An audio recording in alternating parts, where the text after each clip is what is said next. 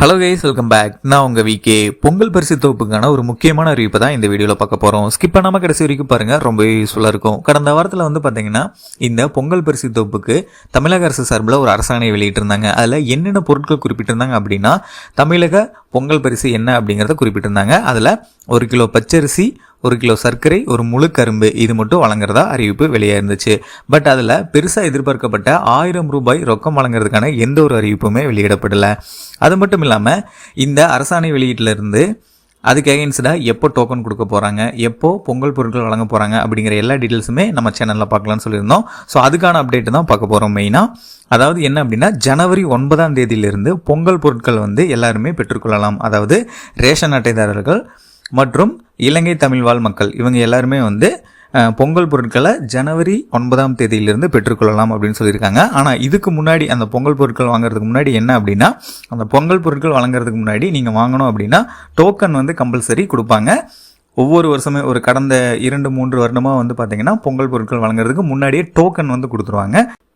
அதே மாதிரி தான் இந்த வருடமும் நீங்கள் பொங்கல் பொருட்கள் வாங்குறீங்க அப்படின்னா கம்பல்சரி உங்ககிட்ட டோக்கன் இருக்கணும். ஸோ அதுக்கு அகெயின்ஸ்டாக டோக்கன் கொடுக்கறதுக்காக தமிழகம் முழுமைக்கும் டோக்கன் வழங்குறதுக்காக அச்சடிக்கப்பட்ட டோக்கன்கள் தயார் நிலையில் இருக்குது. ஸோ அந்த டோக்கன் எல்லாமே பார்த்தீங்கன்னா ரேஷன் கடைகள் மூலமாக ஜனவரி 3ஆம் தேதியிலிருந்து உங்களுக்கு வழங்க போகிறாங்க. ஸோ அது எப்படி அப்படின்னு பார்த்தீங்கன்னா, ரேஷன் கடை ஊழியர்கள் மூலமாக உங்கள் வீட்டுக்கே கொடுக்கறதா சொல்லியிருக்காங்க. ஆனால் எல்லா பக்கமும் இது வீட்டுக்கே கொண்டு கொடுப்பாங்களா அப்படிங்கிறது கொஸ்டின் மார்க்காக இருக்குது. ஆனால் முடிஞ்ச அளவுக்கு 3ஆம் தேதியிலிருந்து 9ஆம் தேதிக்குள்ளே எல்லாத்துக்குமே இந்த டோக்கன் போய் சேரணும் அப்படின்னு சொல்லியிருக்காங்க. முடிஞ்ச அளவுக்கு கடைகளில் கொடுப்பாங்க. அது மட்டும் இல்லாமல் எல்லா டோக்கனையும் கொடுக்கணும் அப்படிங்கிறதுக்காக வீடுகளுக்கும் கொடுக்க வாய்ப்பு அதிகபட்சமாக இருக்குது. ஸோ உங்களுக்கு வீடாக உங்களுக்கு டோக்கன் கொடுக்கறதுக்கும் அதிகபட்ச வாய்ப்பு இருக்குது.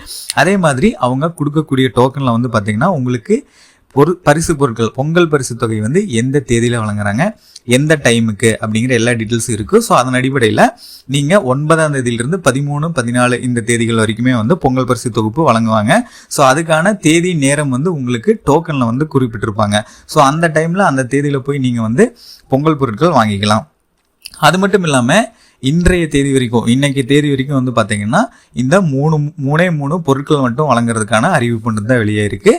1000 ரூபாய், 2000 ரூபாய் இந்த மாதிரி ரொக்கம் வழங்குறதுக்கான எந்த ஒரு அறிவிப்புமே வெளியாகல. 1 கிலோ பச்சரிசி, 1 கிலோ சர்க்கரை, ஒரு முழு கரும்பு இது மட்டும் தான் வழங்க போறாங்க. அதுக்கான டோக்கன் 3ஆம் தேதியிலிருந்து கொடுக்க போறாங்க. பொங்கல் பொருட்கள் 9ஆம் தேதியிலிருந்து கொடுக்க போறாங்க. இந்த அறிவிப்பு மட்டும்தான் தமிழக அரசு சார்பில் இப்போதைக்கு வெளியே இருக்கு. இதுக்கப்புறம் நிறைய அப்டேட்ஸ் வரப்போகுது பொங்கல் சம்பந்தமா. அது எல்லாத்தையும் தெரிஞ்சுக்கணும் அப்படின்னு நினைச்சீங்கன்னா மறக்காம நம்ம சேனலை யாராவது சப்ஸ்கிரைப் பண்ணாமல் இருந்தீங்கன்னா மறக்காம இப்போவே சப்ஸ்கிரைப் பண்ணிடுங்க. இது சம்மந்தமாக ஏதாவது டவுட்ஸ் இருக்கு, இல்லை ஏதாவது நீங்கள் சொல்லணும் அப்படின்னு நினைக்கிறீங்கன்னா மறக்காம கமெண்ட் பாக்ஸில் கமெண்ட் பண்ணுங்க.